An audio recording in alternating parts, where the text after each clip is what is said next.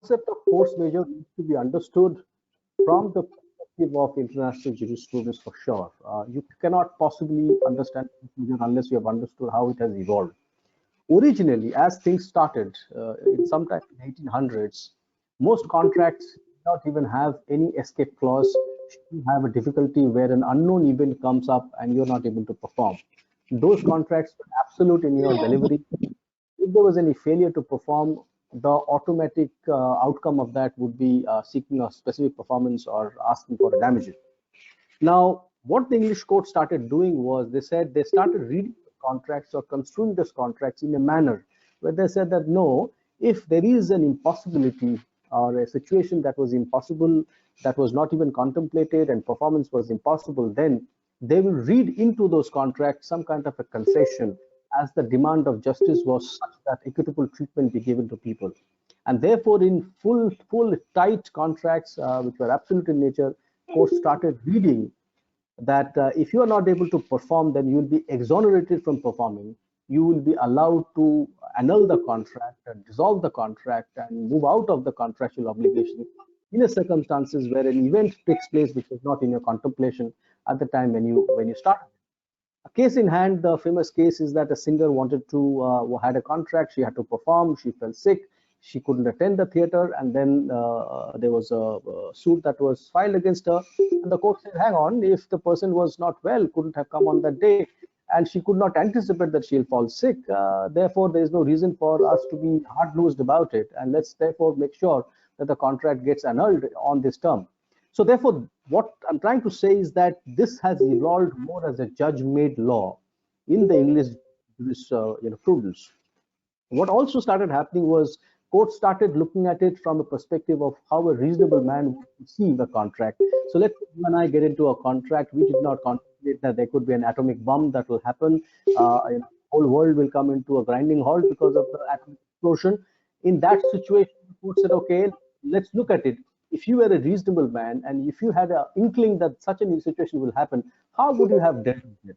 And then, having stepped into the shoes of a reasonable man, the court started discharging justice by saying that, well, if it was an atomic bomb that could have fallen, and I knew about that it is to happen in the next 10 days, 15 days, a month, or 2 months, I would have reacted in a certain fashion. And therefore, court said, if you, a reasonable man, could have reacted in that fashion, then such fashion or such modus operandi is something that we want to read into the contract. So therefore, this is what the court started doing by rendering justice to a situation in an absolute contract. Impossible to perform was a key word that they started using, and frustration and impossibility was interchangeably used inter se in commercial transactions. But when it comes to the Indian Contract Act, things are a lot different because, as many of you are aware, English laws are mostly judge-made laws, whereas Indian law is a codified law. So when you have a Contract Act that governs commercial transactions between parties, you are bound by the tenets of the commercial contract, bound by the tenets of the Contract Act, and you necessarily cannot go beyond and divorce the Contract Act. There's the concept of equitable justice the court can grant you. So what the courts looked into, and I'm skipping straight away to the concept, is look, when you have a specific contractual term which provides for a manner in unprecedented event has to be dealt with, an impossibility has to be dealt with, then you are restricted to the bounds of that commercial contract.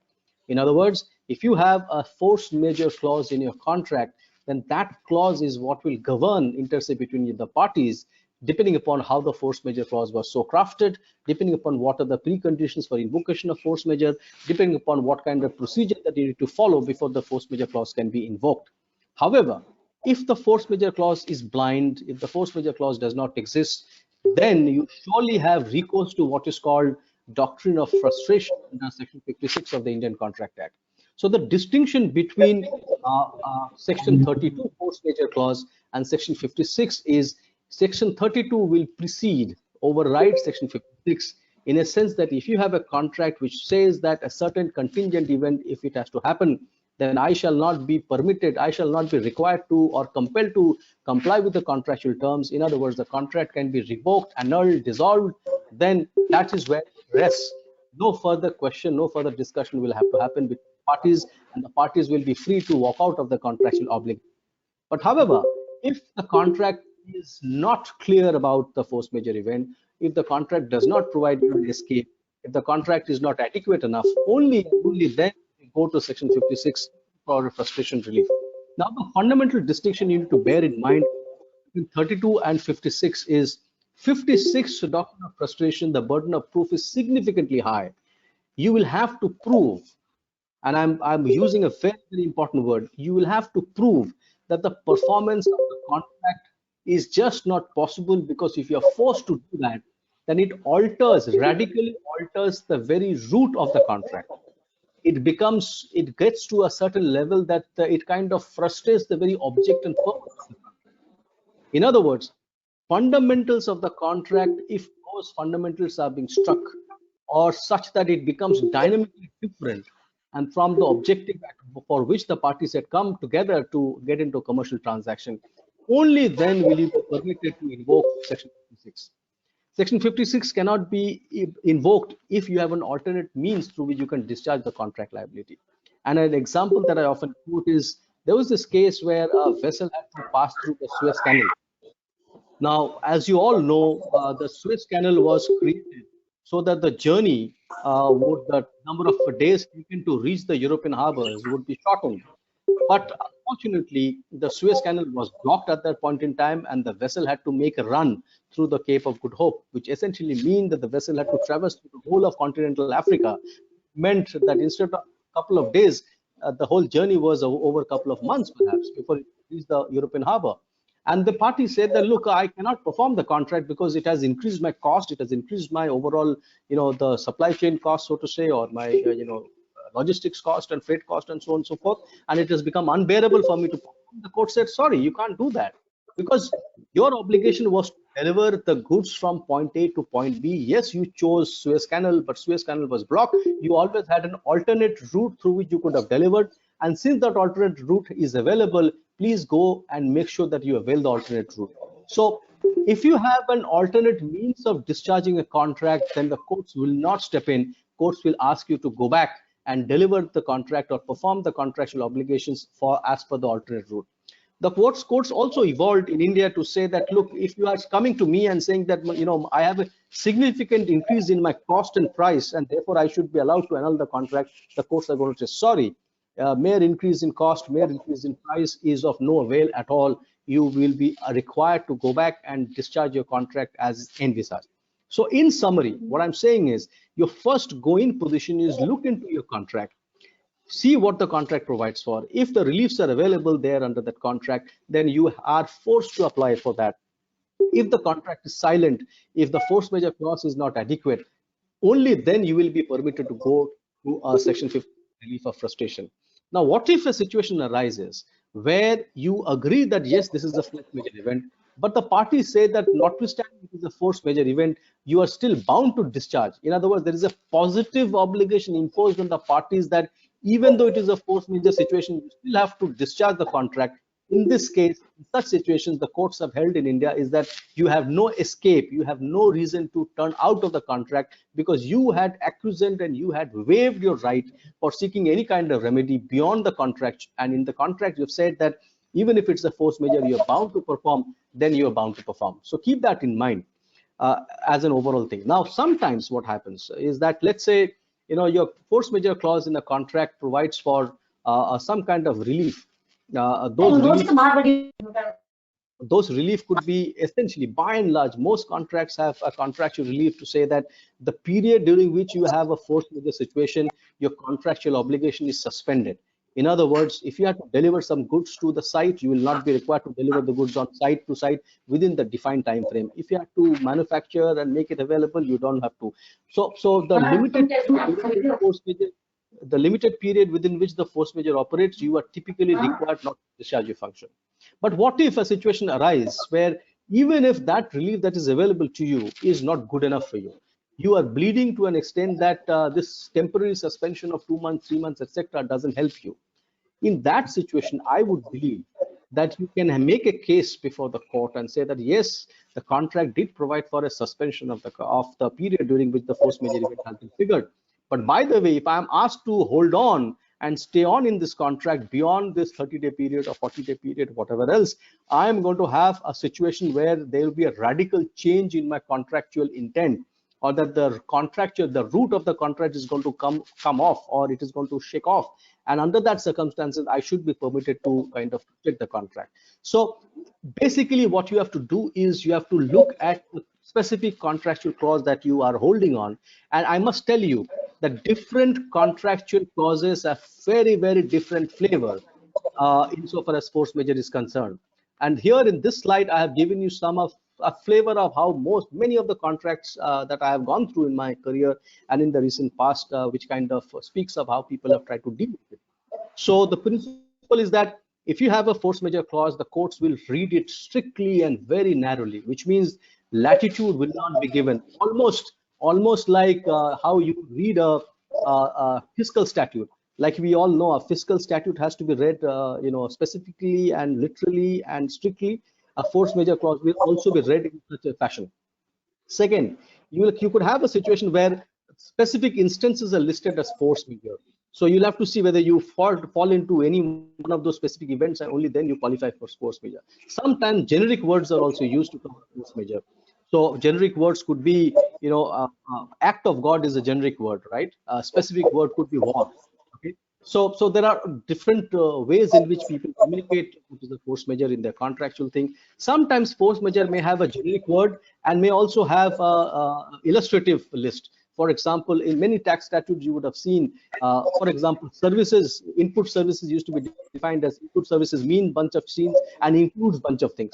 So you can have that kind of construct as well, where force majeure is defined to mean X, Y, Z and includes bunch of things. So you could have an expansive reading of the clause of force majeure depending upon how it was drafted.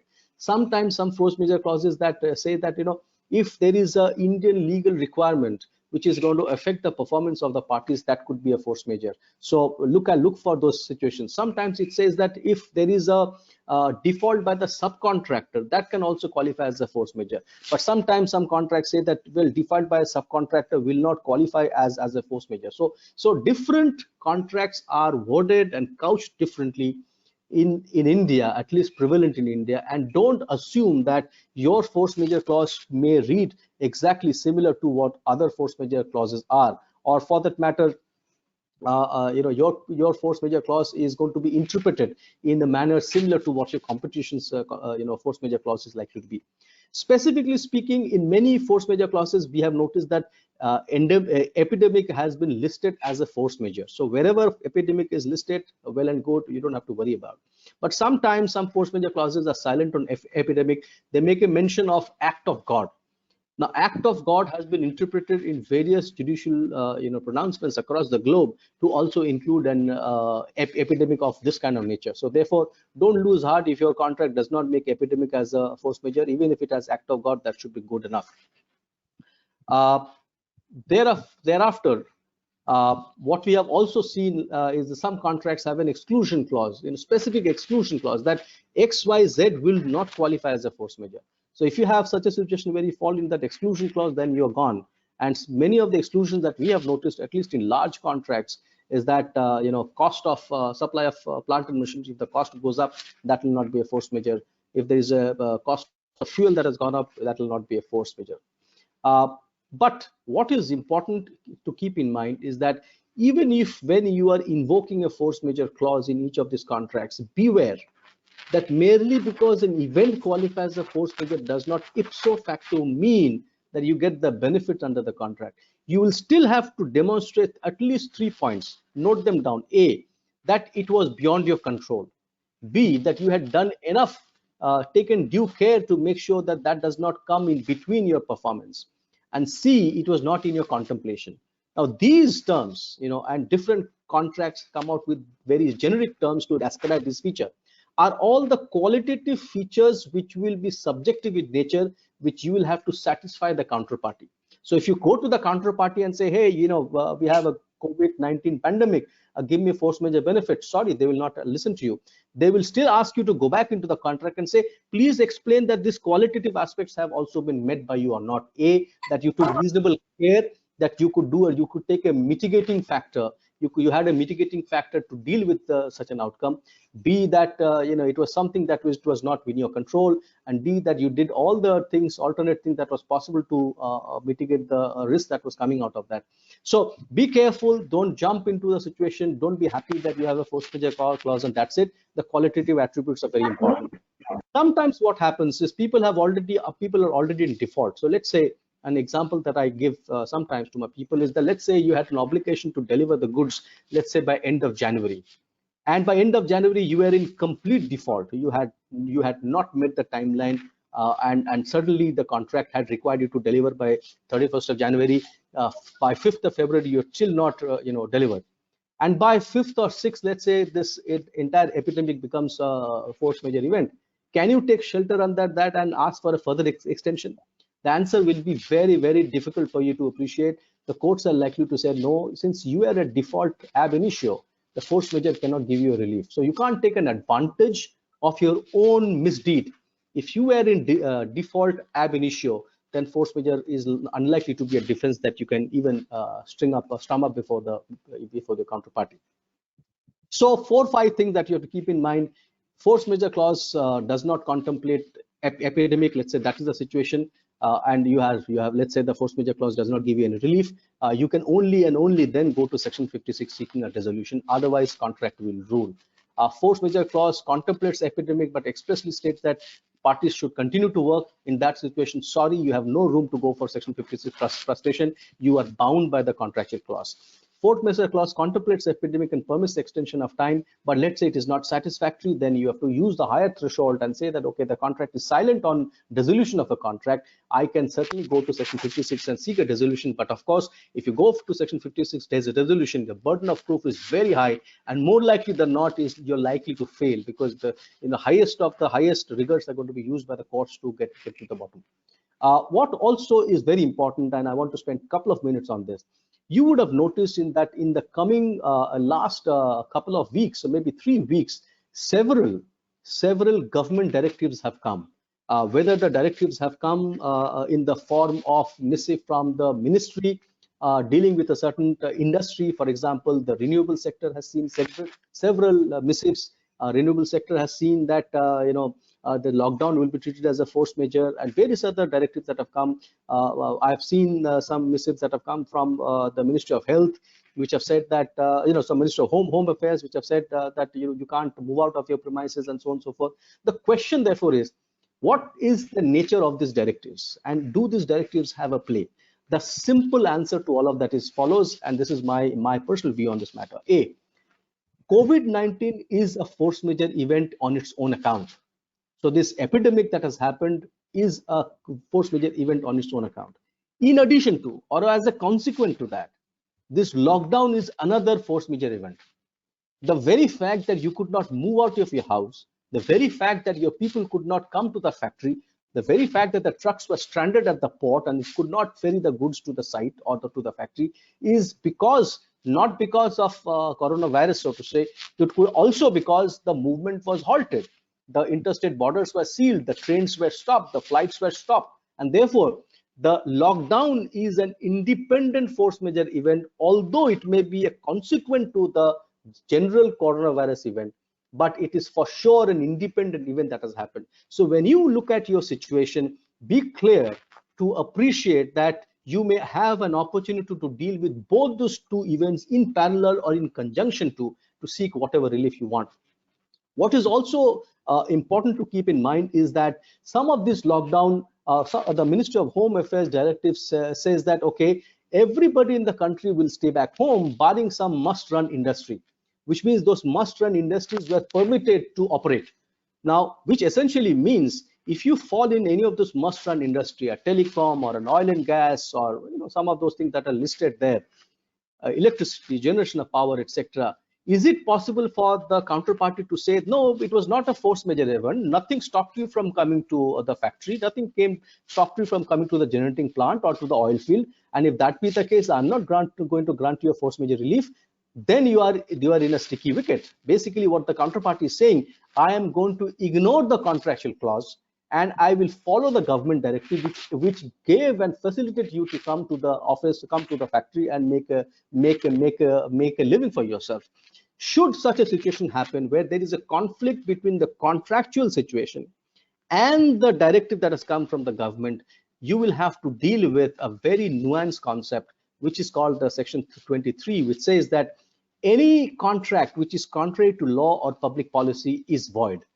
Now, these directives, these advisories that have happened from the ministries, for sure, even if many of them may not qualify as law, because they may be in the form of office memorandum and so on and so forth, but they certainly have the flavor of qualifying as a public policy.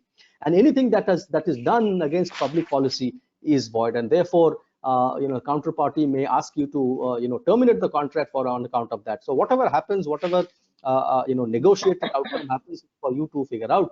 But keep in mind that if anybody takes advantage of a situation which essentially makes the contract void, then Section 65 gives an opportunity to the other side to seek a compensation for that. So should you have such a situation, do look at the interplay between Section 23 and Section 65. There is another concept called remission of contract. So let's say the contract does provide for a certain fashion in which you have to execute a force majeure situation, but that is not all. Section 63 grants the power or the right to the parties to say that, okay, fine, one of the parties will say, yes, there may have been delay in your delivery of the goods, but I'm going to waive that. I'm going to remit the performance. I'm going to remit part performance, or I'm going to remit full performance. So that is called the doctrine of remission. So doctrine of remission, or Section 63 of the Contract Act, is a powerful alternative tool available to you in having a conversation with the counterparty to figure out whether you are able to come out of the rigors of force majeure and get into a negotiated outcome. I have some sectoral analysis, but I do not intend to take it through. I think I've taken my 20 minutes, I'm assuming. Yeah, absolutely. You have. We have. Yeah. So I think it's time for question answer session. Happy to take them. Oh, great. Wonderful. So friends, and maybe the other panelists, if they have any observation to make, you are welcome. And I will request all the distinguished participants to come up with their own query, and maybe any relevant observations on what Sujit has suggested and he has talked about. So anything, maybe you can unmute your speaker, or maybe you can type it out. There, you have the option to put your queries. Sujit, Sant here. Thank you so much for this explanation. I think very, very useful. And I liked your clarification that there are actually two independent events to call for force majeure. One is, of course, COVID-19 itself, and the second one is all the government directives where they are saying that there is a lockdown, don't move from your place. I think very well explained. Thank you. Thank you, sir. Hello. So there is only one question for Sujit. Now this government has drafted 168A and has explained in the CGST law this force majeure by including even man-made events. Now there is yesterday or day before yesterday also these kind of discussions are going on, that what happens if the world finds out that this entire virus was a man-made virus, and the International Court of Justice, let us say theoretically, they find out the particular nation XYZ was responsible for this virus, then what happens to this whole force majeure? Okay, so Sridhar, I understand the amendment that you're speaking about. Well, keeping the amendment aside, what your question seems to be that if an event is man-made, does it have the potential, or does it have the attribute to qualify as a force majeure? I think that's your question. The answer to that is, it does not matter whether the event is by act of God or act of human being. It does not matter. Any event that was not in the contemplation of the parties, which the parties have kind of etched out in the contract to qualify as a force majeure event, should and will qualify. For example, war. War is a man-made event. Rebellion, terrorist attack, all of these are man-made events. So it does not really matter, or it does not necessarily have to be, strictly speaking, an act of God for anything to qualify as a force majeure event.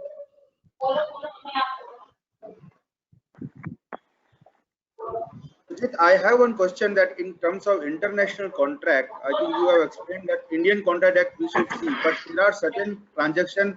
Suppose I am sending some shipment from China to US, and all of a sudden the shipment gets stuck because post COVID-19 some restrictions were imposed on certain items by any country. Will this also fall under the force majeure, or it will be something else? So, Rishabh, your question, if I've understood right, let me paraphrase it for our viewers. What you're asking is that if there is a Chinese supplier making a delivery to the US and in between the ship has been halted and therefore there are delays and therefore inability to discharge the contract, what really happens? The short answer to that is as follows. Every contract will have a governing law. The governing law will decide the jurisdictional, the governing law will decide the law that will have to be applied for interpretation of the contract. Depending upon the governing law that they adopt, whether it's a US law or European law or Chinese law, the jurisprudence or the interpretation or the recourse and the remedy will fundamentally depend upon that governing law. All that I spoke about in this conversation today thus far is on an assumption that we deal with a governing law of India. In other words, Indian Contract Act. However, if there is a situation where you're going to use a French law, in a situation where you're going to use English law, then the outcome could be wholly different. So, my friend, when you look at the contract, you will also have to necessarily see what governing law does the contract follow. Thank you, Sujit. Thank you for your clarification. Sujit, we have a question. I would like to ask a question. Yeah, please. Somebody is there? Please carry. Yeah. So my name is Rahul Khan. So my question to Sujit is that in case one of the party is providing essential services, let us take an example of a bank, and the other party is not permitted to operate because of the government directives, such as a AMC service provider. So in this case, can the bank refuse to pay the contract charges to the AMC service provider since he is not been able to provide the services? Right. I think this is a very important issue that you have raised. So you go back to the slide that I've opened. Look at the third bullet point. Sometimes force majeure clause also includes second sub bullet of third bullet point, the making of any legal requirement affecting the performance. Okay. So if the revenue side of the bank is to be uninterrupted because it is a must run, but practically speaking, the bank needs to depend on the back end, i.e. the cost side, the supply chain. And that cost side supply chain has been halted by virtue of a shutdown.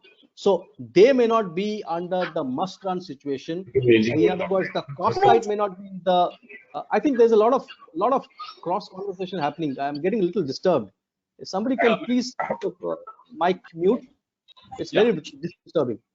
Okay, so if at the back end the supply chain is halted because of the COVID-19 lockdown that the government has declared, and the contract says that subcontractor force majeure event is equal to a main contractor's force majeure event, then you will have the relief.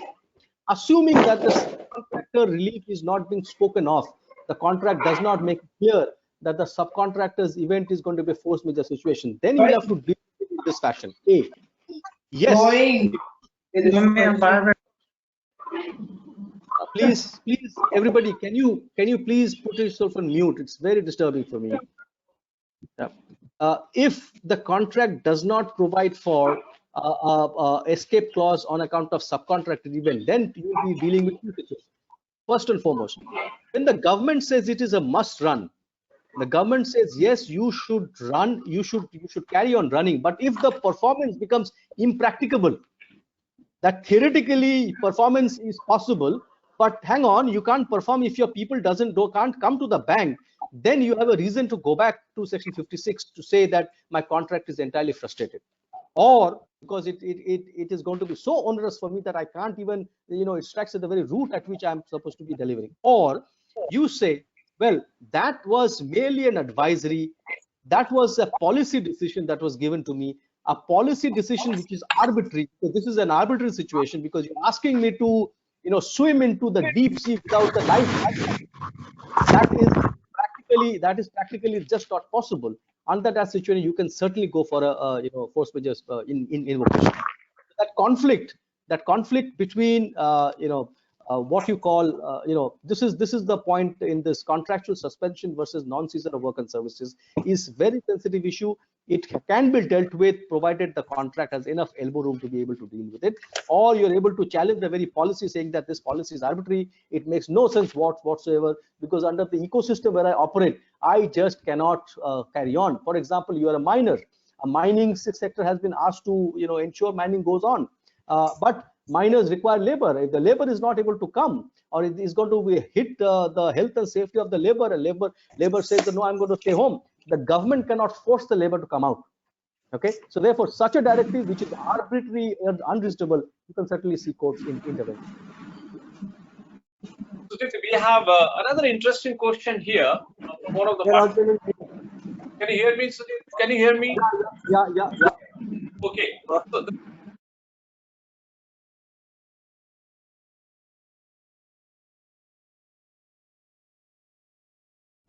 So please unmute yourself and speak.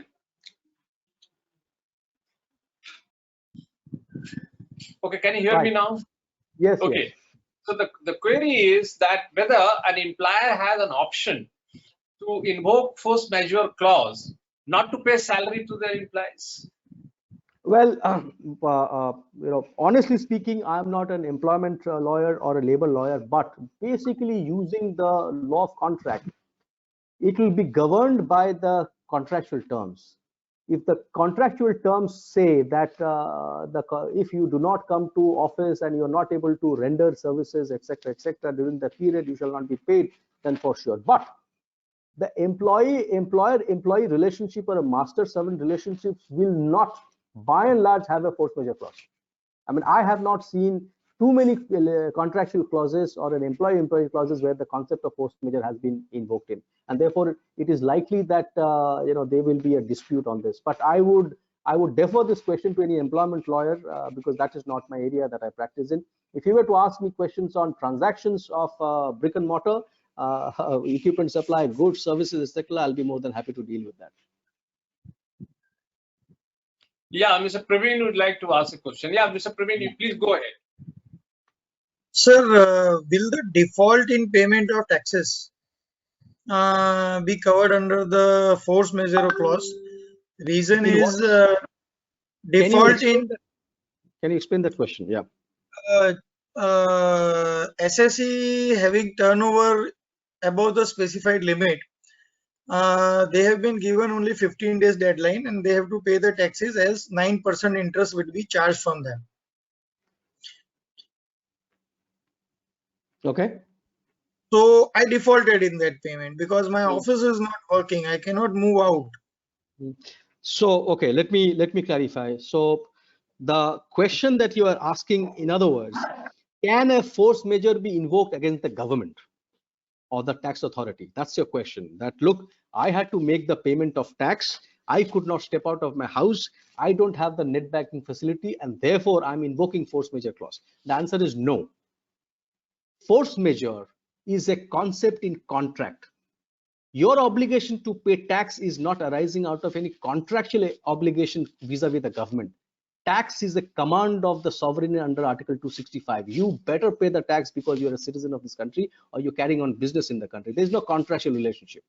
Since it is not a contractual relationship, you are at the mercy of the legislative framework. If the legislative framework chooses to ask you to operate in a certain fashion, namely, yes, don't file your 3B by this time, or the thief, even if you file late, then only 9% interest will be levied, then you have to be satisfied with that. You can at best raise some issues, which I will come to in the tax section, in so far as this 9% rate is concerned, what is the science behind that, and so on and so forth. But otherwise, you have not a chance to raise the concept of force majeure against the government or your obligation to discharge a statutory obligation under tax. In fact, I must tell you, if you look at the contract entered into by the President of India under the production sharing contracts, I don't know how many people are from the oil and gas sector. The standard production sharing contract says that even if there may be a force majeure obligation, if there are any statutory obligations that are to be paid, namely dead rent, royalty, surface rent, or whatever name you call it, depending upon which legislation you're operating under, whether it is under the PNGR or you are under the Metals and Mineral Development Act or whatever, any statutory obligation that you have to discharge, those are not to be covered by force majeure.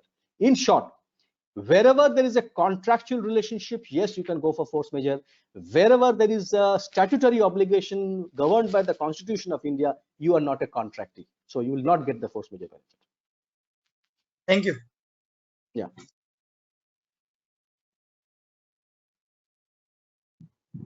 In fact, there are many questions, of course, but most of them are overlapping, in nature, in content, and underlying, the content is the same, more or less. So they have understood that briefly that the contract, it has to be a contract. This is a clause which has to be enforced within the four boundaries of a contract. So let me request Sujit to switch over to the GST aspect of the presentation. Right. Before I do, I think one point I should mention, even though I didn't go into sectoral analysis, all of you companies, all of you people who are representing companies or your clients, one issue that everybody will face, regardless of color or creed, regardless of the size or regardless of the industry that you come from, i.e. rent payments. So you may have taken a huge amount of land on rent, or you may have taken a huge amount of office space on rent, but then you have no revenue, and therefore your obligation to pay rentals have continued. Now, in a situation where your rentals are prohibitive, whether it's a warehouse, storehouse, whether it's a factory premise, whether it's a office premise, etc., can you escape from the rigors of having to pay the rent? Now, there could be two situations that are possible: that your lease agreement with the landlord could provide for a force majeure clause. Should it so provide, then you are governed by that force majeure clause. And most of the lease rentals, lease agreement that I have seen thus far are so lopsided, are so in favor of the landlord, that most contractors will find it very difficult to deal with the details or the devil in the details that are there in those contractual things. But they do provide for an escape or a dissolution subject to a certain time limit and all of these things. But the problem happens where the contract or lease agreements do not provide for an escape clause or do not provide for a force majeure clause. Under that situation, you have no recourse to Section 56 frustration under the Indian Contract Act. Under that situation, you have to perforce go to the Transfer of Property Act, Section 108 of the Transfer of Property Act, as per which the threshold is so high, it says that it should lead to a situation where the property becomes unfit for utilization. Now, unfit for utilization ex facie, prima facie will be read to mean that it has become dilapidated.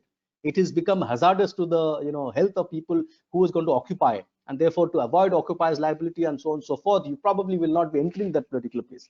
And under that circumstances, and only then can you void the contract or annul the contract. But if it is not unfit for usage, then you have no recourse. Now, pandemic of this kind cannot be said to be it is a situation where the property has become unfit for utilization. So keep this in mind. Lease rentals or lease agreements which every company will face, ask for those lease contracts and see what is the ambit of force majeure. So that was something interesting I thought I'll say. Now I'll quickly move to the tax section, if you will permit me. For some reason, just one sec. Okay, let me see. I'm moving down the line. I spoke about the real estate sector, ports, highways. I'm moving on. Okay, this is another aspect. Change in law, maybe I'll take it at the end. I'm keeping it in my hip pocket for the moment. Okay, what we found that commercial transactions, and I think somebody asked that question, that you have a difficulty, you are not able to discharge your tax liability. How do you deal with that kind of situation? Or for that matter, people may be under this belief, mistaken belief, that here is a force majeure situation. Do I at all have to comply? Do I at all have to make my tax compliances happen? So we have plotted a few random situations, if you will, which kind of is unlikely to take place, and we have tried to explain to you what you need to do about that. So case one is a case where the goods were actually removed from the factory, but before it could reach the destination, the truck was stopped at the border. Okay, meaning thereby the goods could not be delivered. Now, the question is, if the goods do not get delivered, the client is not going to pay you. If the client does not pay you, the question is, how will you, A, do you have your tax liability? B, how will you fund that tax liability? The short answer to this situation is as follows. If transactions are such that the point of tax has already triggered, then there is no escape.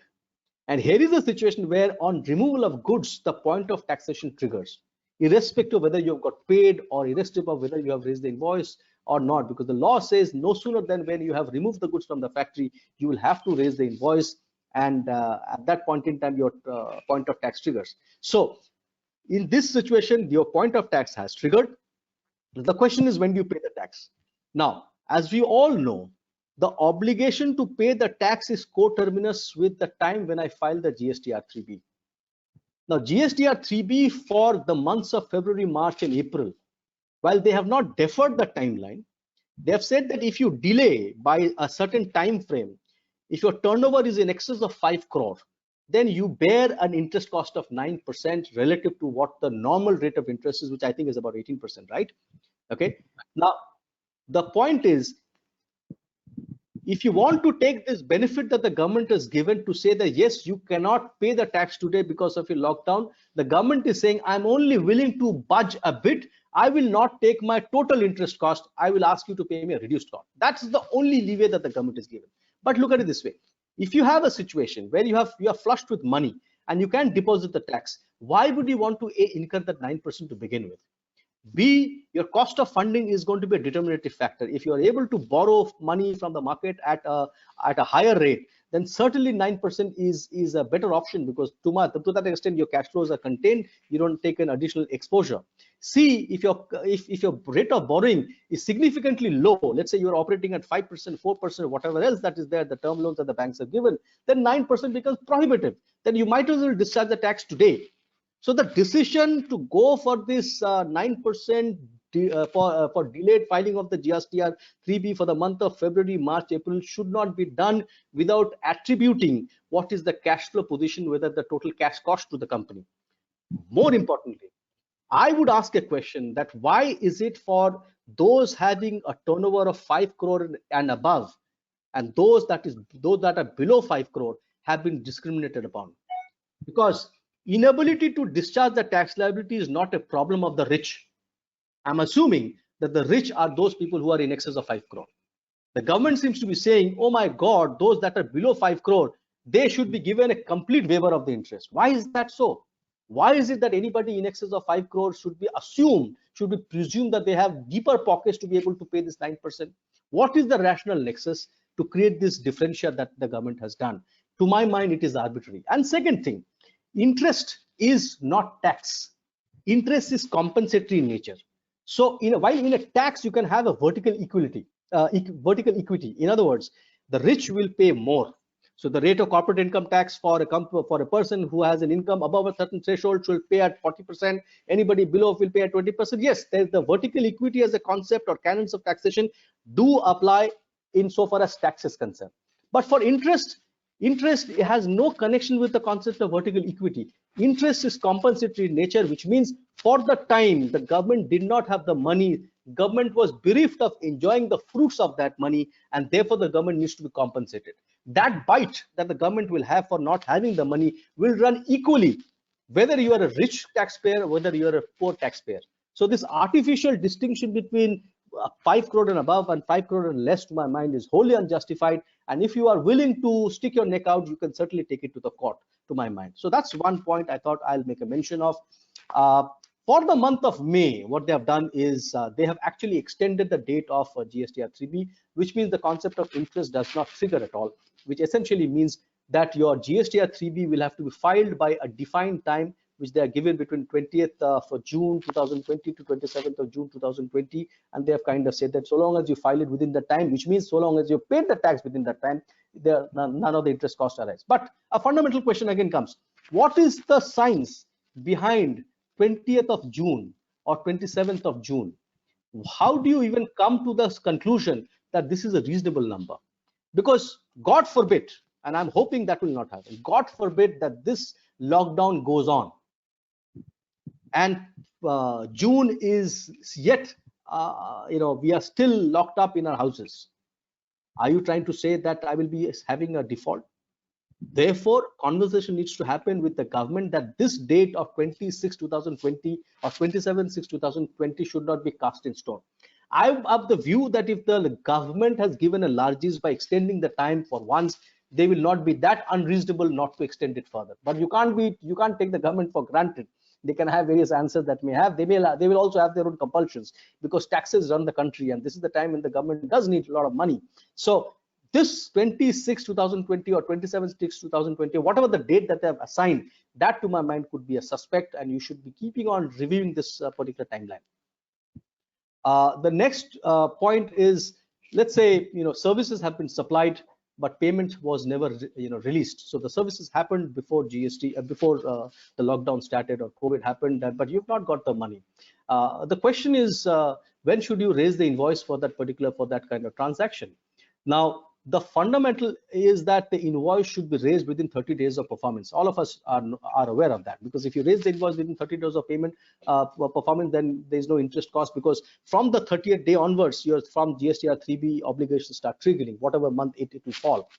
But if the fellow could not raise the invoice due to lockdown, I have a situation where the finance function of the company has come to a grinding halt. Nobody has access to Tally, nobody has access to ERP, and the fellow who operates, he's not available. Remote locations, people are not able to operate the finance functions. Under that situation, even if you want to raise the invoice, you have not been able to do so. You have breached the 30-day period. Then there are two options. Do you have a largesse, or do you have the flexibility to wait until you receive the money? Okay. The answer to that question is, the moment the 30-day period has breached, your obligation to your point of taxation shifts back to the date of performance of service. Okay, so if due to lockdown you could not raise the invoice on time of the 30-day period, then your point of taxation, instead of being the date when you raise the invoice, shifts back to the date when you're performing. And if that be the case, your interest cost also goes back in time, because it then gets related to the GSTR 3B of that month when the taxable event or the point of taxation triggered.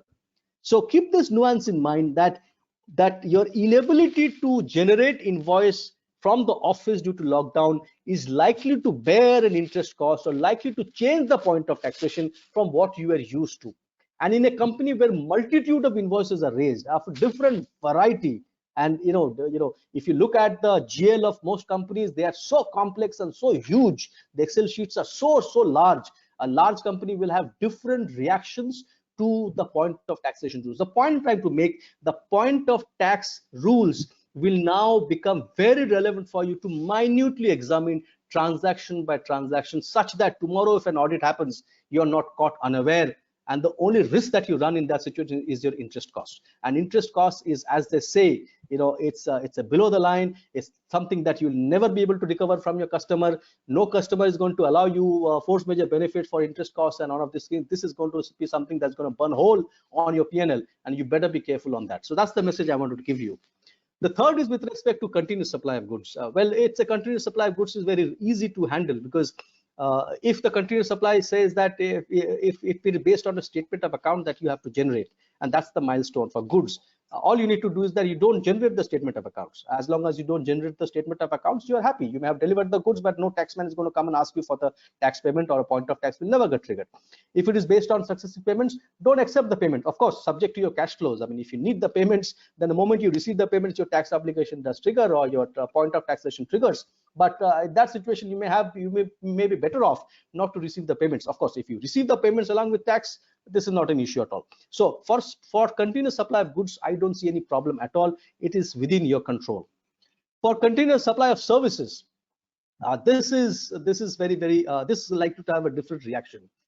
If the due date for payment is ascertainable, okay, you have to raise an invoice on or before that particular due date. So let's say the contract has a RA bill, or running account bill, or there are milestones that are ascribed in the contract within which the due date of payment is also provided, that the due date of payment kind of falls within this lockdown period. Okay, and you are forced to raise the invoice within the due date, and that is your point of taxation rules. But if you cannot raise the invoice because of lockdown, okay, then it will go back to the date when you actually perform the services. So in a continuous supply of services, it could be, let's say, telecom services. Well, of course, telecom services will not have this problem because telecom billing softwares are very sophisticated. But if you have any other kind of, continuous supply, you are likely to face a lot of problem where there's a lot of manual intervention. And in that situation, the point of tax goes back to the point when you render the services. And the moment that happens, you're retroactively going back in time, and your interest cost kind of tags along with you to the date back in time. If you have a situation where the date is not ascertainable, date of payment is not ascertainable, then it will go by the date when you receive the payment. Of course, if you have not received the payment, nothing like it, no problem. You can go home and there's nothing that you need to worry about. If it is linked to a completion, well, this is a challenging thing.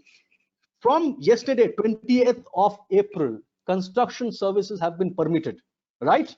It is no more a lockdown, it's no more essential, non-essential services. It has been permitted, which means you could have a situation where construction services becomes completed, let's say by May 1st or May 2nd or May 3rd. If it is May 3rd, well, your event has got completed, and as soon as the completion happens, and that's the trigger for your continuous supply, your obligation to pay the tax arises. So while up to 20th of April 2020, you may have a different answer. The moment it crosses over from 20th April, when you are permitted to carry out construction, your ability to complete the job could be there, and therefore you may have a different answer.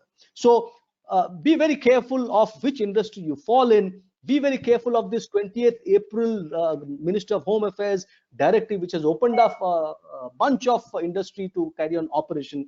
And be very clear about whether you fall within the continuous services or not. If you do, then this dynamics becomes very relevant. Okay. I think I would have overshot my 20 minutes for that, Shailendra. If not, I can carry on, but I'm happy to stop here. Okay. This is fine. I mean, Mr. Sridhar, you had a few queries. I think with respect to this 39 GST Council meeting, which concluded on 14th of March, and where this new rule 96B was inserted. So you had a query on that. You would like to discuss about it?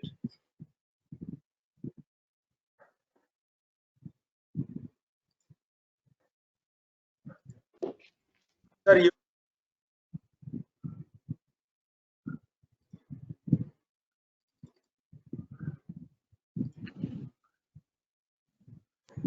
Mr. Sridhar, you have to unmute your phone and then speak, please. Hello. So Sridhar, you can hear me? I have unmuted it. Okay. What I was saying is, since the insertion of this 96B, must we not make a specific request to the Government of India that as far as export receivables are concerned, no interest should be levied, because the interest, the time limit for the same has been extended by FEMA? Or would it be considered automatic in view of the overall COVID situation? Since RBI has extended the time date for collection of export receivables, because, or in other words, 96B can be not even brought in force at all, because you don't have to bring it into force and then say we will extend the due date. So, in other words, one of the two, which is easier, should be made possible by the Government of India. That is the first question. The second one is very important point on that time of supply of services, which you have said. Even in those relevant provisions under the CGST Act. Now, suppose if the completion of the service is connected to the recipient saying, okay, I am treating this service as complete. For example, there is a consulting opinion given by a consultant to a recipient. Now, I was fully available for the month of February and March. Just because March has ended doesn't mean the completion is over. I mean, the completion of the service has been made.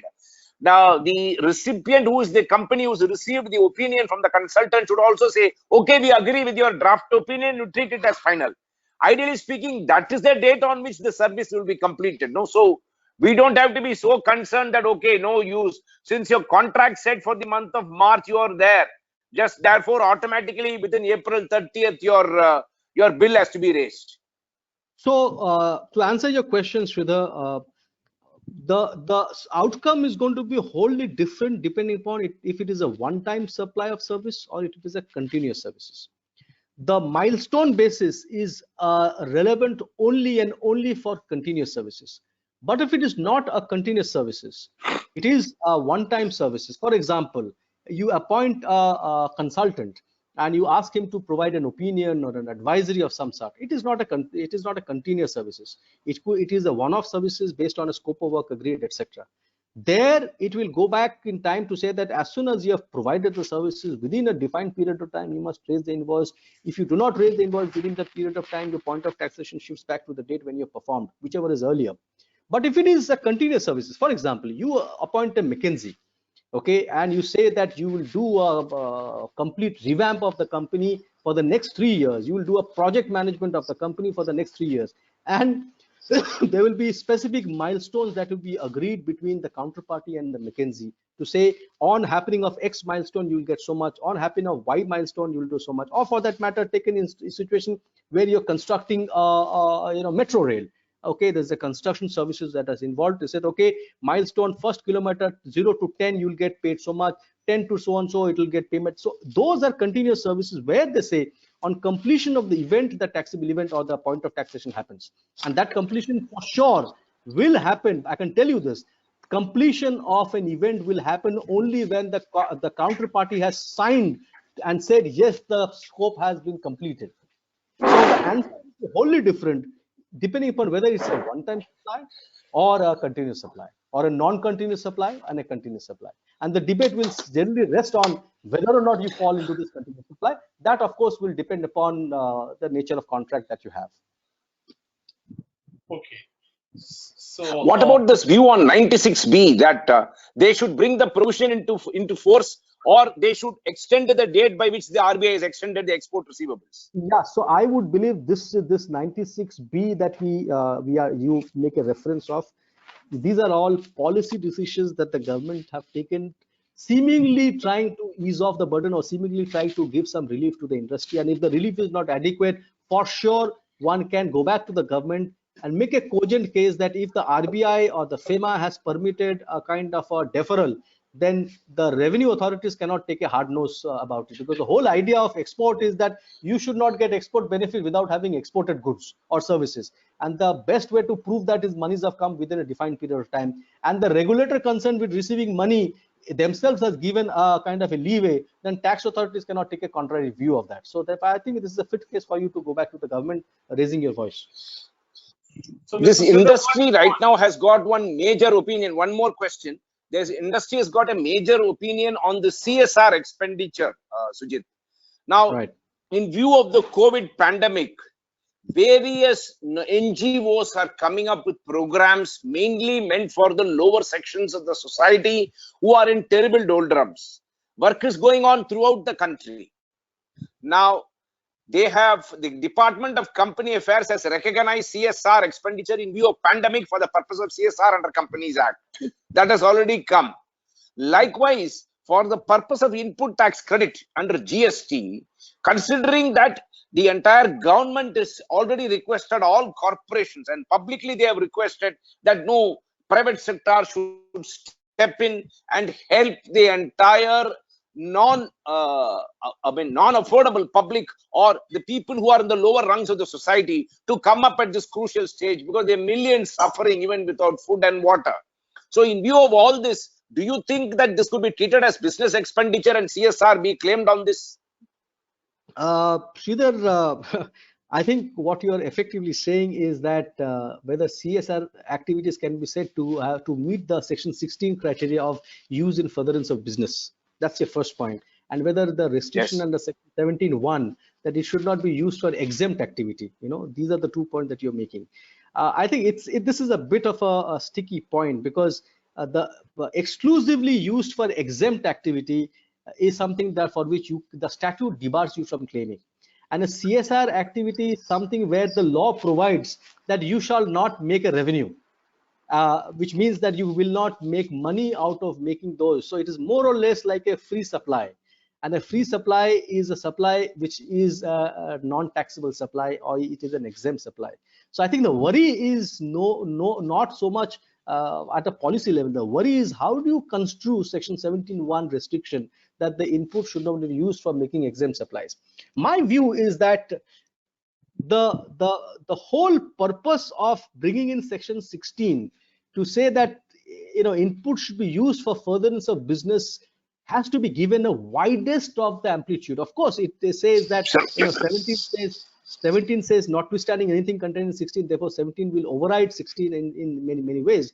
But the purpose of use in exempt has to be given a restrictive meaning thereby if something has been used solely for the purpose of trading, which is exempt, or something has been used solely for the purpose of non-taxable, then fine. But if it is a mixed bag, where you are, let's say you are a company that manufactures bread. I don't know whether bread is within GST, whether it triggers or not, assuming bread does trigger. So you have bought your raw material for manufacture of bread.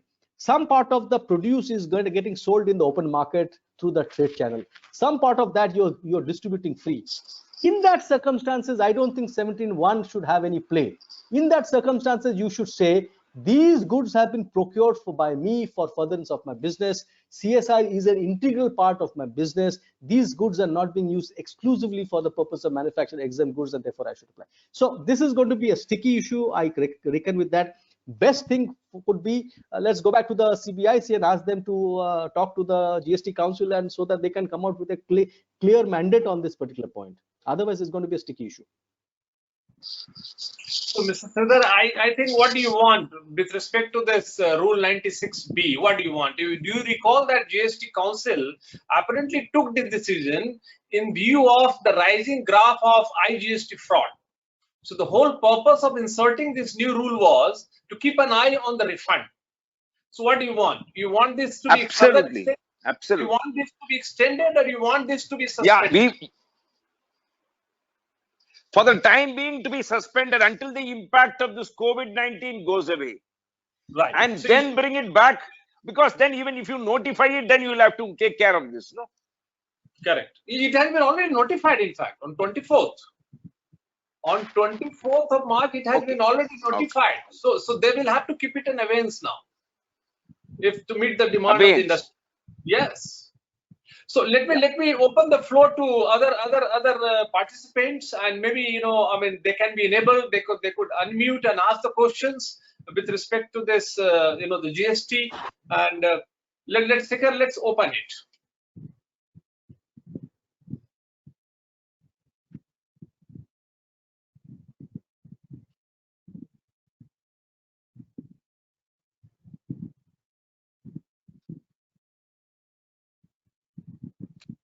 Do we have some questions?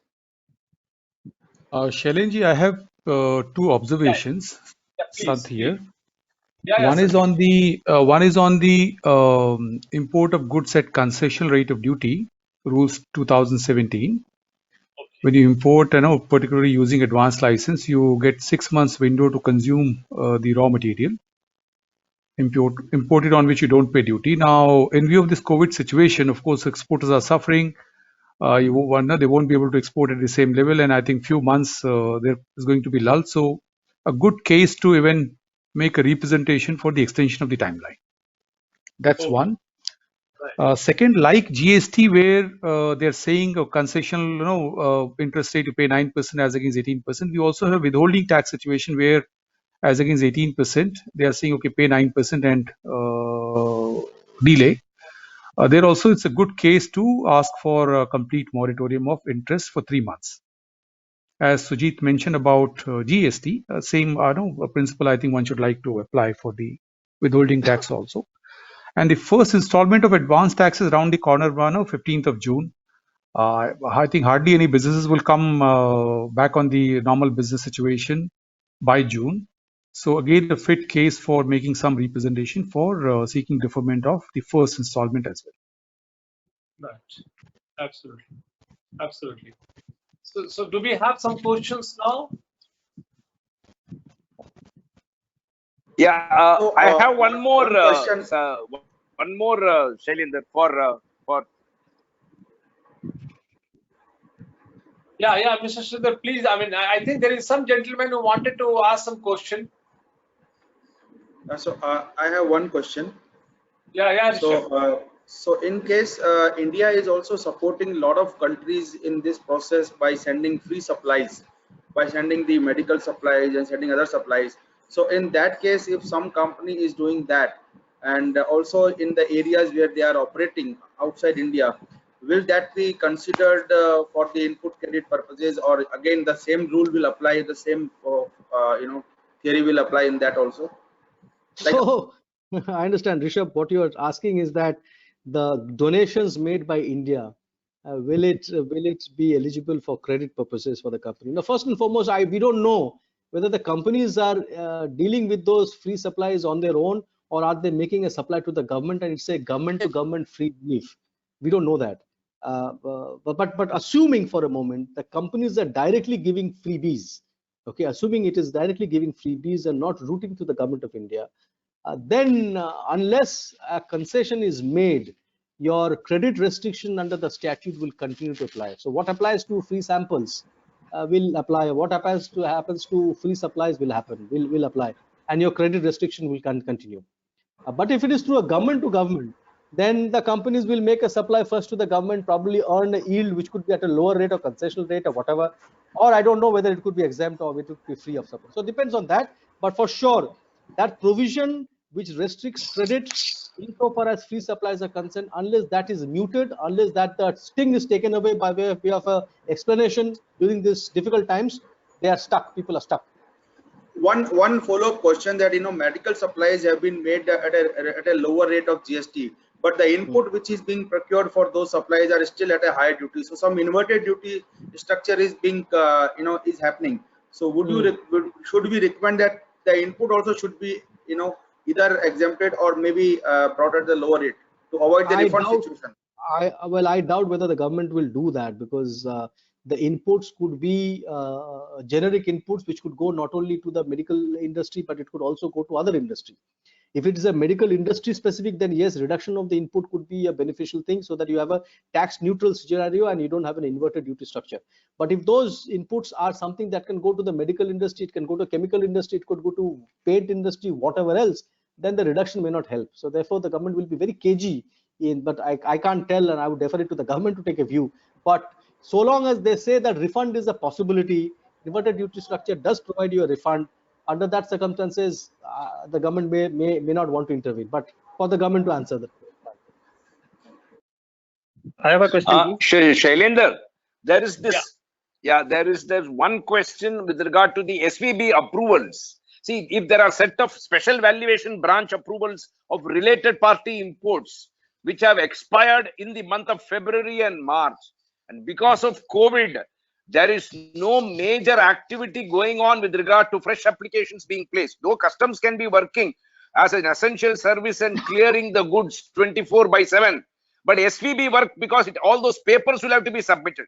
Like TDS automatic renewal for another 6 months, they should do something for the SVB approval and give us some breathing time to file a special SVB once again after 6 months, after this impact of COVID and all goes away. Right, it's a valid suggestion. So let me go to Mr. Himmat Lal Pandit. I think he wanted to ask some questions, sir. Do you have a query? Sir, this is Rahul Kant. May I ask a question? Yeah, Mr. Rahul. I think Mr. Pandit was trying to speak, but okay, please carry on, please. Yeah. Okay, so my question is with respect to Section 17 subsection 5 only, that many industries might find that their inventory has become a debt inventory after the lockdown period is lifted. So they'll be writing off the inventory. So what will happen in terms of Section 17(5)? Will they lose the input tax credits? Yeah, if it becomes obsolete, etc., then 17(5) does trigger there, doesn't it? I'm just opening 17(5). That will trigger, but is any representation being sent to the government to provide a relief in this respect?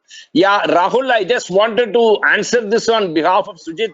Tax India Online has already represented on this through 2 articles to the board and to the relevant people in the board, and also has appeared before certain meetings held in Bangalore by way of webinar, and made these presentations entirely on the gamut of special discounts and write-offs. They said they will consider it's a policy issue. It will go to right up to the top. So we know that it is under consideration. We have made the papers. It appeared even on the first week of April. It appeared in one of our article write-ups also from TIOA. I have a question which is on a post-COVID, that India is being seen as a pharma hub or maybe a manufacturing hub because of the emotional backlash. So now most of the state policies, they provide a kind of a GST. If I invest 100 crore rupees in Gujarat, Gujarat gives me 100 crore rupees in terms of GST over the period for that investment. So these policies are not made for export. Suppose if I'm setting up a unit completely for export, can I get the benefit similarly, that input credit as well as the some investment, because huge investment we are talking about which can come to India post COVID, and already talks are going on. So I think, Rishabh, these are all very new developments that probably are happening at a policy level.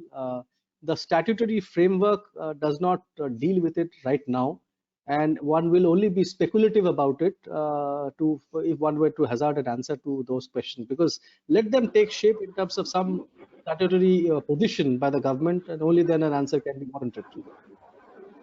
Thank you. In fact, I have a query a little late, but this is with respect to force majeure in case of insurance policies. The query is asked that a lot of transit policies, are being affected by the present situation. So maybe they want Sujit's opinion on this. Sure. So let me tell you, whether it is an insurance, whether it is a bank guarantee, they are contract by themselves. So if the insurance contract does have a final fine print on how a force majeure event will have to be dealt with, then you are bound by that particular thing. It is no different from any other standard supply chain. Now, what happens in a situation, where you have a force majeure situation where you have burnt out, or you have had a tremendous business loss. There was some news that I read that Wimbledon had always paid enormous amount of insurance for the last 30-40 years on account of epidemic or pandemic or some kind of infection, etc., etc. All these years they have paid that premium, and you would be surprised that's an obscene amount of money Wimbledon has got from the insurance company, because this is the time when the beneficiary has actually gone to the insurance company and said, hey, now I'm impacted, you need to insure my business, and therefore that insurance company actually paid some crazy, I can't remember exactly, maybe $40 billion or whatever else, and they have paid that. So the point I'm trying to make is that insurance is like any other contract. If the insurance provides that it is an insurance against a fire, should there be a fire, you will get the money. If fire is a force majeure event for some other purposes, but you have to look at your insurance clause to say that when does it trigger. If the insurance is for flood, you'll get it. If the insurance is for theft, you'll get it. If the insurance is for an epidemic, you'll get it. If the insurance is for loss of business because of an unknown thing which is beyond your control, you'll get it. So look at your insurance clause. I'm sure that will provide for some relief. If it does not provide for, then well, tough luck. Okay. So this is the time. I mean, the point I keep telling all my friends and colleagues and people in the industry is that never before has force majeure clause have been read ever. It was always a hygiene issue. Just make sure that there is a force majeure clause or not in the contract. But this is the first time when all the lawyers or contract negotiators or business guys are going to come back running and rushing to the force majeure clause and to see whether it is there in their favor or not. And the learning is, when you negotiate new contracts, make your force majeure clause so robust that you don't face some of this problem that you're likely to face now. Okay, yeah. So Mr. Pandit, I think he was trying to raise some query. Do you have, sir? Mr. Himmatlal Pandit, I mean, sir, you have a query? You wanted to ask something?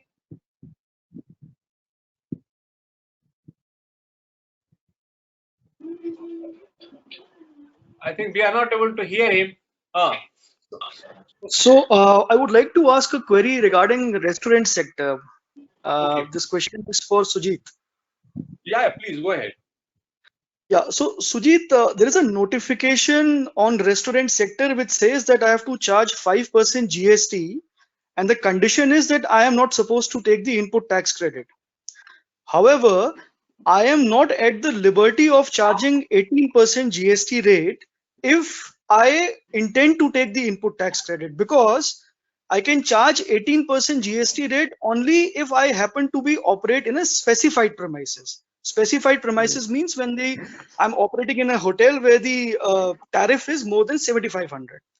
So the notification is conditional, but not conditional as such, because they don't give me another option unless and until I am operating in a specified premises. So can this thing be challenged? Can this irony be challenged in a court of law, or is it better to file a representation? Well, you're Gorki Tiwari, right? Yeah. So I can call you Mr. Tiwari. So Mr. Tiwari, this is well, this may not be the forum for that discussion on this issue because it's nothing to do with force majeure. But I must address this point of yours. It's a very important point. I have been saying this for a long time, that the government is abusing and misusing its power, the rate notification power. And if you have a sidebar separately, maybe I can explain to you. To my mind, many of these notifications that have been issued by the government is illegal. The powers that have been exercised to trigger this conditional credit, those sections do not even provide such a power. So if you see those notifications, it will say by exercise the power under section so and so of the CGST Act, so and so of the CGST Act, read with so and so of the IGST Act. None of those provisions provide for any room for the government to provide a credit provide a rate of tax in a concessional manner in the way they have done. That's point one. Okay. Philosophically, it is a fraud on the Constitution, because you said that I'm going to migrate the tax structure from 12% to an 18% revenue neutral rate, and I'm going to allow the entire world as a credit to you. And slowly and steadily, you are going back in what you were before GST came into force. Because before GST came into force, you had multitude of rate bands. Many rate bands with credit, without credit. So in the garb of introducing GST, you are actually going back in time. It's a fraud on the Constitution. You have increased my tax compliance and complicated my life, but you are slowly getting into the retrograde scenario. So yes, that itself is a topic for discussion, but I completely echo your sentiment. Such notification should be dealt with before a court of law. If you can do it through a representation, nothing like it, but I doubt whether representation will help. Because the reason why the notification brought out was to deal with anti-profiteering. Okay, because anti-profiteering, the reason why that notification brought in, that we'll deal with separately. I don't want to waste everybody's time on this point. Yeah, thanks a lot. Yeah, thanks, Mr. Tiwari. And so you have got the solution. The solution to your problem lies in a lawyer's chamber. So that's the solution for the time being. Okay, so let's move to the next query. Do we have anything, or let's move to the third component? Mr. PC Gautam want to say something. No, Mr. Gautam, please, you are welcome, sir. Please, sir. Mr. Salis, I have one query. Yes, I have the liability in the month of March is, let us say, 1 lakh on account of my sales of goods. But as per my books of accounts, I have a credit of rupees 1,05,000. But the moment I check my online portal under 2A, it show only 10,000 because there is a COVID-19. Number of people are not submit their GST 91. So should I make the deposit of 90,000 or should I adjust as per my books of accounts? So, Mr. Gautam, the answer to that is, this 10% restriction for documents not having been uploaded has been suspended till about September. So, if you in your books you have invoices for 1,05,000, then you can take this 1,05,000. But the catch is, if on September the uploading has not happened, then you will be retroactively made liable for having claimed erroneous credit. And that is the catch. So I think there is a slide on that aspect. Maybe I could, this one.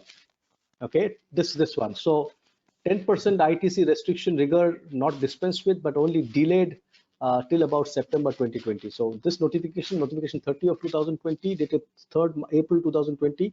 You may ask your CA, or you fear a CA yourself. You can have a look at that. That will give you the answer. Yeah. I think, Sujit, the practical suggestion would be that you take full credit, do not pay cash, and push your vendor to upload, because you still have 5 months. That's a sufficient time for the vendors to upload. Absolutely, which is absolutely, I agree with you that therefore to take your 1,05,000, but make sure that on September you are compliant. You know, Thank you, the sir. problem, Mr. San, the problem nowadays is that most of the vendors are sufficiently hard nut to crack, you know, so no time is sufficient for them. But No, anyway, which I agree, and I think what further can be done to ring fence or to mitigate the risk when you pay to the vendor, because R1, there is no moratorium allowed on the R1 filing. It yeah, has to be filed on time, which right, means vendors are not complying with the law. So when you make payment to the vendors, whenever is the due date, you hold the GST amount and make the balance payment. They will remain under pressure to upload in time so that they get the balance 18% from you. absolutely correct, absolutely. So Sujit, we will move to the last leg where, you know, we will talk about, you know, the foreign trade policy and the rules of limitation. So let's have a Sure. brief. Yeah. Sure. So this I'm going to be, I'll restrict myself to only two things here, even though I have lots of slides. The first is yesterday, those of you attended the TOL event on exports, you know, a detailed discussion would have happened there. I'm not going to touch upon that. I'm only deal with two issues on the foreign trade policy that has just come to my mind as we were reading the amendment. So what they have said is that the foreign trade policy 2015-2020, which was expiring on the 31st of March 2020, has been extended by another year, which is 31st March 2021. Which means whatever policy decision was taken and contained in the FTP document in the past will continue to apply for another year, subject, however, to some amendments that they may have made. And one of the amendments that they have made is so far as service export from India scheme is concerned. What they are saying is, and you know, listen carefully, in respect of exports that you have made for the financial year 1920, even though you may have been eligible for serve from India scheme ordinarily, of course, the transition provision from shifting from one FTP to the other would have said all benefits accrued under the previous FTP will continue to apply to the subsequent unless it has been amended. That transition provision every FTP has. So they say that insofar as exports for 1920 is concerned, whether or not you will get the benefit, and if so, which categories will get the benefit and which form, is something that the government will notify tomorrow. Now we don't know when that tomorrow is going to happen, which means you have already done your exports. Your life is the way it was. Sometime September, October, November, the government may wake up and say that I am therefore giving you the benefit. Today, I am telling you what the policy is. I'm telling you you are eligible or you are not eligible. Under this circumstance, you are eligible. And by the way, all these preconditions for claiming SEIs will apply to the export that you have made in the year 1920. In other words, that amendment, that notification, whatever comes, is going to have a retroactive effect. Now, the question is, if you fit into that notification, your life is good because you get the benefit, so you have no reason to be feeling bad about it. But if you have a situation where you do not fit into the scheme of things, then the question will arise, can you challenge such a notification? So for example, you are a hotel industry, you wanted to take a service export from India benefit for whatever reason, or you are a construction industry, you fall into one of those benefits, you can, and then suddenly middle of the year you are told you are not going to get the benefit. What do? The answer to that question is any amendment to the foreign trade policy will always be prospective in nature. That is what the courts have interpreted Section 5 of the Foreign Trade Development Regulation Act, which says the central government carry on amendment to the foreign trade policy from time to time. The word time to time has been interpreted by the High Court and the Supreme Court to essentially mean it is prospective in nature. If there is any amendment that has a retrospective effect or retroactive effect, then I doubt whether such a notification can stand the test or the precondition of Section 5. Section 5 of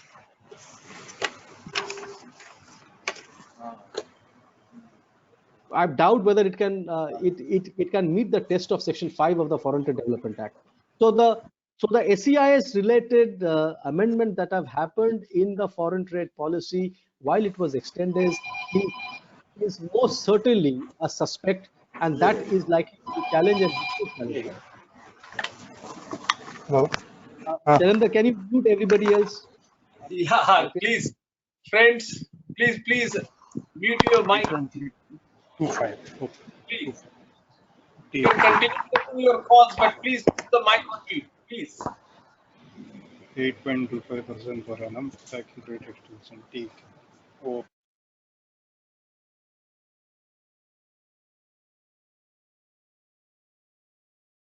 Okay. The other amendment that has happened is, so far as MEIS scheme is concerned, they're saying that through a government notification, they will come out with the scheme, the trade circular. The DGFT has issued a trade circular saying that MEIS benefit will continue till 31st of December 2020, and it will make to make way for this. This new scheme that the government is contemplating, which is called remission of duties or taxes on export products. So up till 31st of December 2020, it will operate MEIS. After that, this scheme will come into force. Now, in other words, the circular is giving an impression that the remission of duties or taxes and of export products is likely to come into effect from 1st of January 2021. Now, if this new scheme is introduced on any date prior to 31st December 2020, then MEIS coverage could become a challenge, because it could seize for the goods that are for in relation with this RODDEP scheme applies, which essentially means that such an amendment would have a retroactive effect. And the moment it has a retroactive effect, again, that can be subject matter of challenge. So the short point that we are saying is that insofar as MEIS is concerned, there is likely to be a conflict between the DGFT circular that was issued and the government new notification that may be issued at that point in time. Of course, if it is coterminous, if the circular says X and the notification says Y, then it's fine. But if there is a divergence between the two, clearly the notification will override the trade circular. And the very fact that it has a retroactive effect itself becomes a subject matter of debate.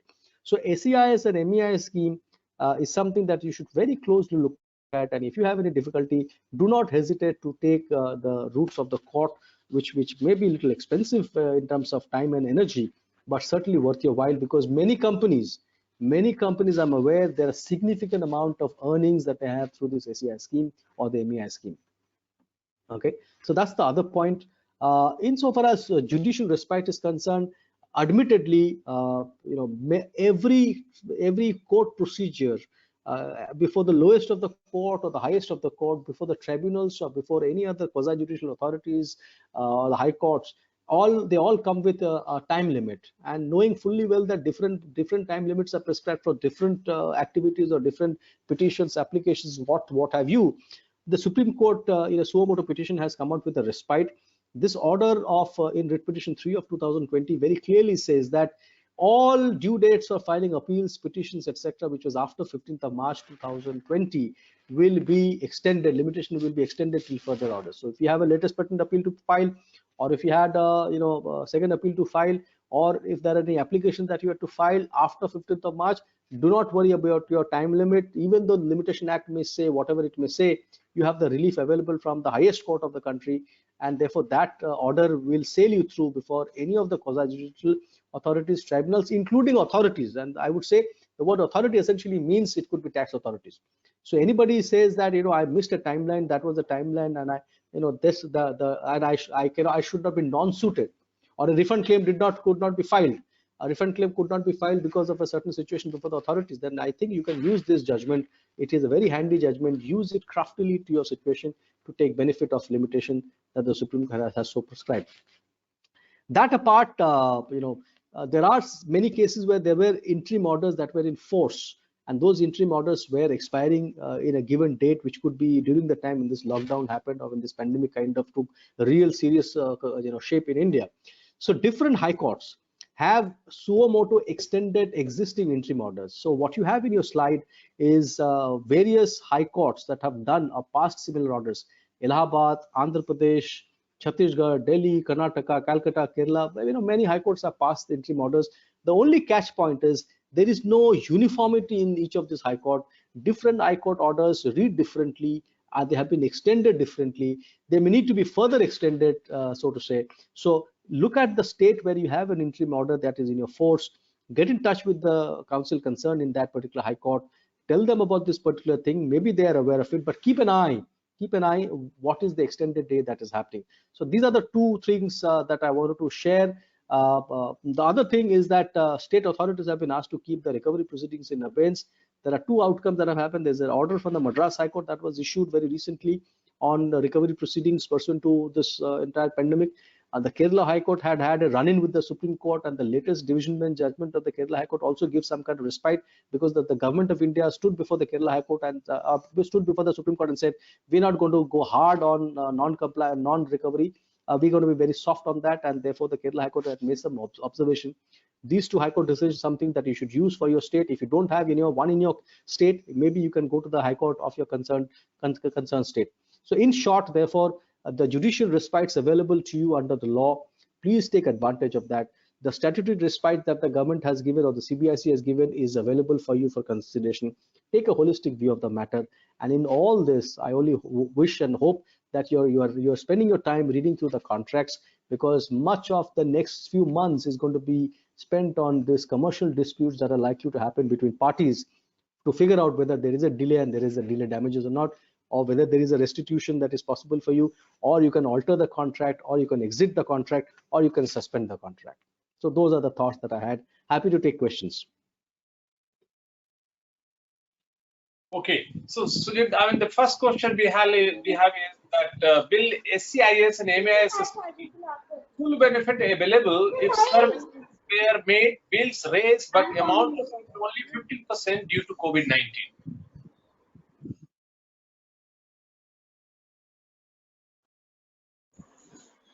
I couldn't get your question. Can you repeat that? So, Sujit, the question is that, if whether MEIS or SCIS scheme benefit will be available if the full bill have been raised, but 40-50% amount only have been received because of the COVID-19. Some negotiation happened. Well. That will get governed by the existing law. The existing law is that the export will be counted if the bill of export and the inward foreign remittance is available with you. If the inward foreign remittance is not there, that is not an export counted, no? No, 50% inward has come, but the benefit also will be 50%, or it will be full. So in your calculation of your export, what will be treated as an export? They will go by the foreign exchange that you have received, no? So if you have not received, they will not treat it as an export at all. Okay. Your FIRC I think the short answer is, thanks Sujit, the short answer is it's the SCIS application is based on, eligibility is based on the consideration received and not export invoice. Absolutely. Correct. Yeah. Absolutely. Now we have a query with respect to this post-sale discount, and where the goods have been already sold on 10th of March, and because of this, the lockdown, somehow the payments could not be made. And after the post-lockdown, if the customer insists on this 15% or 20% discount, right? Whether force majeure clause mentioned in the agreement, whether adjustment of value permissible under section 15(3). Sachalendra, we have written on this also to the board in our April 2nd article. We have also made a representation that the condition should be waived. I'm not saying they have decided. I'm saying it is under consideration at least. Right, we have. But let's hear Sujit, what he has to say. Yes. Right. So, if you go by stricto sensu provisions of section 15, it permits a discount of a certain pattern, right? If the discount is given after the supply, it is also possible you can get the benefit so long as it is tagged to the invoice, etc. And of course, the credit note route will apply. The challenge is that the credit note route has a time or shelf life. If the credit note can be issued by the September of the subsequent following month, subsequent financial year, you can most certainly adjust it. But I understand the question that you're asking is because if this is treated as a force majeure event, can you reduce your tax liability without going through the rigor of the credit note? Is that the question, therefore? Yeah, that's the question. That's the question. Okay, that I don't think that today's statute gives you any answer to that. I think the policymakers will have to be asked if they can make a concession. But until such a policy happens, you are fairly and squarely governed by section 15 subclause 4, subclause 3b, which is a post-supply discount. Okay. So let me open the floor to more. I mean, there's some questions now. And do we have some questions or any observation from anybody?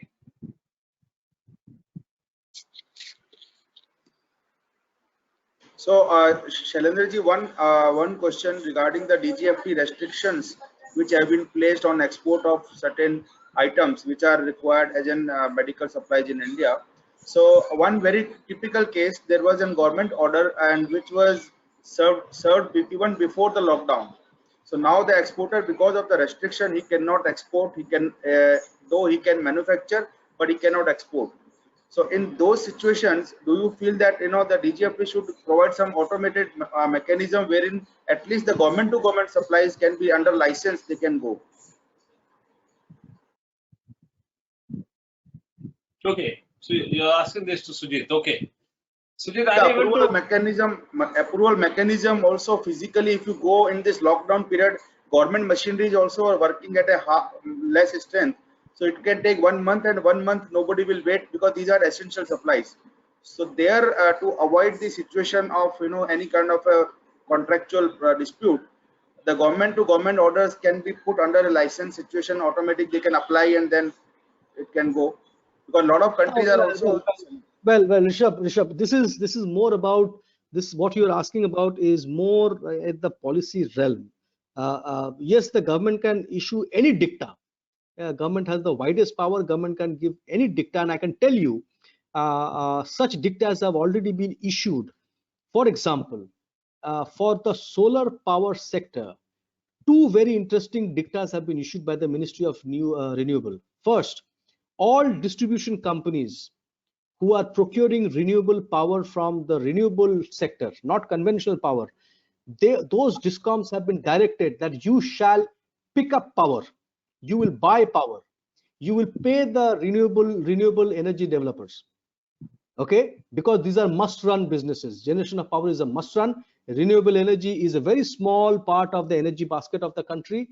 Therefore, you are compelled to pick up power from the generators. Not only that, you will have to compulsorily make payment to them. The only reason why you will not pick up power is if the grid stability is affected. So similar orders can be issued by the concerned ministry to any of the industries, so to say. Nothing stops them. So it doesn't have to necessarily come by a license. It could be by way of an omnibus order, if you will. Okay, it's a question of the ministry stepping up the ante, if I were to use that word, and take appropriate actions to deal with the maladies and the sufferings that the poor and needy are facing in the country. That's about it. Right, correct. In fact, we have an interesting question here, where this querist would like to have the benefit of Sujit's opinion on the recent AAR decision with respect to this director's remuneration being brought under RCM. Yeah, as luck would have it, I am yet to read that judgment. In fact, one of my clients also asked me to give an answer to that.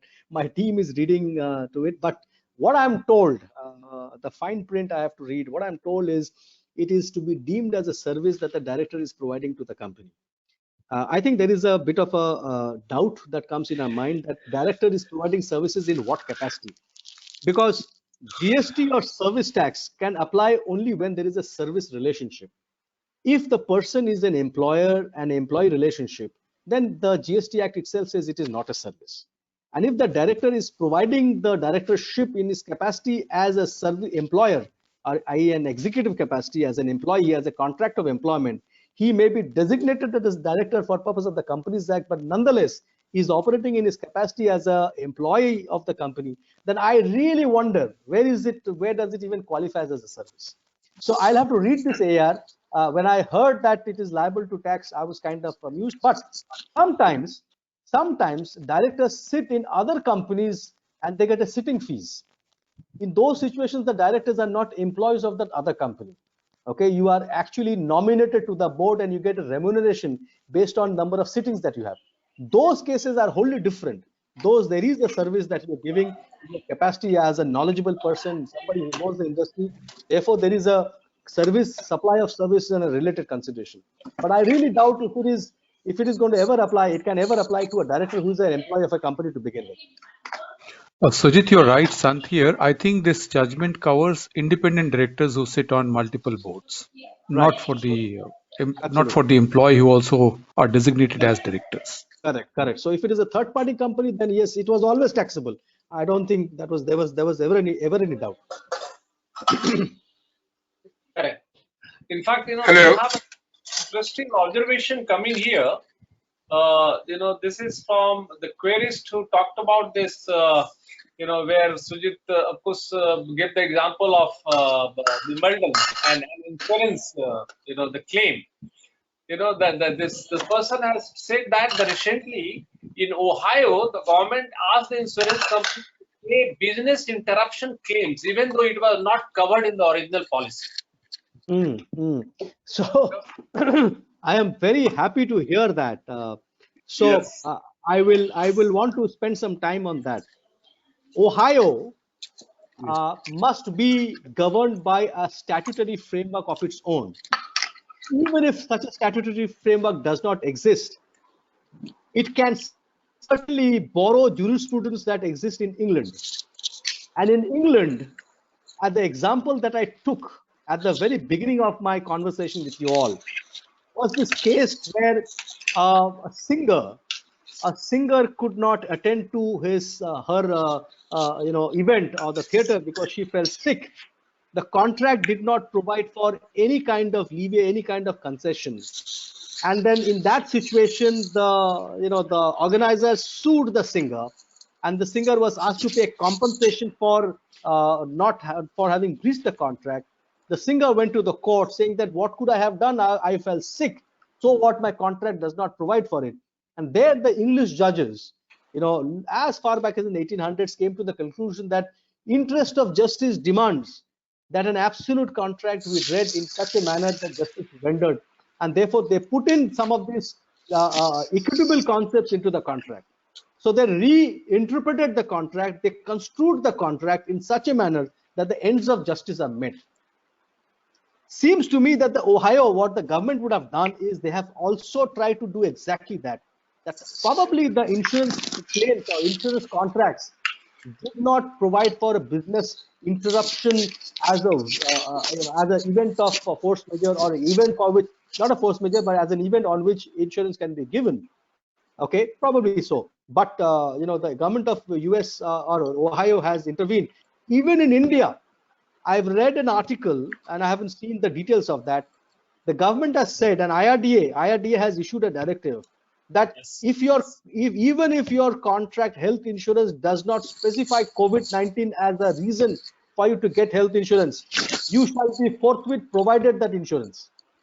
Okay, so the IRDA has issued similar mandate in India as well. Right. I'm not sure whether anything which is beyond the general insurance business, which is beyond the health insurance, has been given such a directive or not. But certainly you can take a leave from the IRDA directive on COVID for health insurance. Yes, correct. In fact, Sujit, that reminds me when you talked about Singer, Mr. Sridhar, I would like to enable him with some additional information. Mr. Sridhar, are you able to hear me? Yeah. Okay, the Sujit, they talked about the Singer's case. I can tell you that you were very worried about Mr. Trump actually cutting down, this funding of WHO. Right, and this Lady Gaga, apparently Lady Gaga, in one particular show, the WHO, she did this show, the show business in US, and WHO has collected $127 million. Wow. So on the one hand, the President Trump is denying funds to WHO. On the other hand, Lady Gaga is going gaga about, generating this kind of fund, for WHO. So it's a good news for you. That's very heartening. That's very heartening. Very positive. Yeah, very positive. No, but actually, I don't know whether Mr. Trump can deny funds to WHO. I'm an interested party because my daughter is a doctor, so I should not talk in the conversation. No, but all of us are interested parties, because we are all affected by pandemic, and the WHO is that, the watchdog body which is providing us valuable inputs. Okay, so do we have any other question? I think we have exceeded the time limit Am I also. audible? Yeah. This is R.K. Singh. Good evening. Oh, sir, good evening. How are you, sir? Wonderful. Absolutely wonderful session. And Sir, good evening to wonderful our. to have you, sir. Wonderful to have you. We have great privilege. Please, sir, please. Oh, thanks. Thank you very much. And Sujit, our future senior advocate, good afternoon to you. Thank you, sir. I wanted to stand corrected. You connected force majeure with Section 32 of the Contract Act. And to my mind, what I thought that Section 32 was regarding enforcement of contract predicated upon certain future events, while force majeure is regarding non-performance of a contract subject to certain event happening in the future. And therefore, I thought force majeure had no connection with Section 32 at all, even not with Section 56 either. That's a condition of the contract per se, and like any other condition. And therefore, linking Section 32 to force majeure was, I think, a little out of place to my mind, but I would like to get corrected on that. Okay, so let me clarify. So Section 32 is divided into two parts. What you read was the first part. The second part of 32 says that if a contingent event happens and it becomes impossible to perform the contract, then the contract will become void. Okay, so therefore, to that extent, 32 comes into operation into force majeure. The force majeure is not defined in the Contract Act. The Supreme Court, in two decisions, Satyabrata Ghosh, very long back in the 1960s, and then the Energy Watchdog, which is a very recent judgment of Nariman, para 17, 18 of the Satyabrata Ghosh judgment, and para 45 onwards in energy in this Urja Energy Watchdog judgment, lays down the very present sets of the concept of force majeure in India. They start with Section 9 of the Indian Contract Act, and Section 9 says that promises, because we know that promises that are enforceable are contracts. And Section 9 says, by the way, that promises could be implied or conditional, implied or express. And they said that implied promises, where or express promises in a contract in the form of a force majeure clause, in a situation where such a contingency does happen, then it will qualify as a force majeure under the contract by virtue of Section 9 read with Section 32. And in that situation, parties may even waive that. Like I said, they may say, okay, even though it's a force majeure, I will not do anything about it. Or parties may come out with an alternate means to deal with it, namely, I'll suspend the work. It's a pure play contractual thing deriving its root from Section 32. Section 56 is entirely different. That is at a different level, and that is where the Supreme Court draws a distinction between the concept of force majeure under 32 and the concept of frustration under Section 56. Worldwide, frustration, force majeure are used interchangeably. Worldwide, people confuse force majeure with frustration, but force majeure is, in a simple word, it is a conditional contract where the conditional or contingent event happens, it makes the performance impossible, then the contract becomes void. That's where it is. Good, thank you. In fact, what I had in mind was that even if there was no Section 32 and there was a force majeure clause, it would equally be applicable.